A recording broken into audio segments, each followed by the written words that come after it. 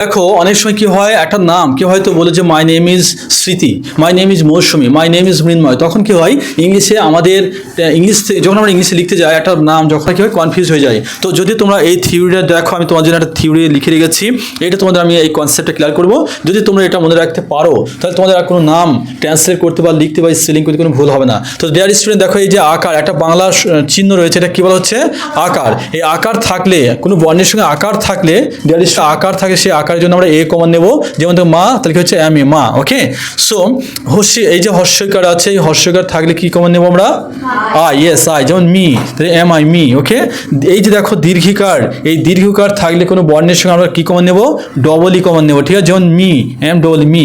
দেখো হর্ষকার, এই হর্ষকারের জন্য আমরা ইউ কমন নেব, যেমন মহেশ মু, তাহলে কি হচ্ছে এম ইউ, মু। ওকে, দীর্ঘকার, এই দীর্ঘকার থাকলে কোনো বাংলার কোনো লেটার বা বর্ণের সঙ্গে দীর্ঘকার যুক্ত থাকলে সেক্ষেত্রে আমরা ডবলও কমন নেব। ঠিক আছে, যেমন ময় দীর্ঘ মু হলে কি হবে? এম ডবল মু। এবার থেকে রিকার, এই রিকারের জন্য আর কি কমন নেব বলো? আর আই। কি কমন নেব? আর আই। আচ্ছা, একার, এই যে একার কোনো অক্ষরের সঙ্গে কোনো বর্ণের সঙ্গে একার যুক্ত থাকলে সেক্ষেত্রে ই হবে, এবং ও কার থাকলে সেক্ষেত্রে এ আই কমন নিতে হবে, ও কার থাকলে ও কমন নিতে হবে, এবং ও কার থাকলে ওর সঙ্গে, দেখো এখানে আমরা তিনটে অপশন পাচ্ছি, ও ইউ, এ ইউ অথবা ও ডাব্লু। ঠিক আছে, যেমন মৌ, এম ও ইউ, মৌ। আচ্ছা দেখো, এই যে অনিশ্বর থাকলে এ এন আর বিশ্বর থাকলে এ এস। যদি এই থ্রিটা মাথায় রাখতে পারো তাহলে তোমাদের যে কোনো নাম ট্রান্সলেট করতে বা স্পেলিং করতে বা লিখতে আর কোনো অসুবিধা হবে না।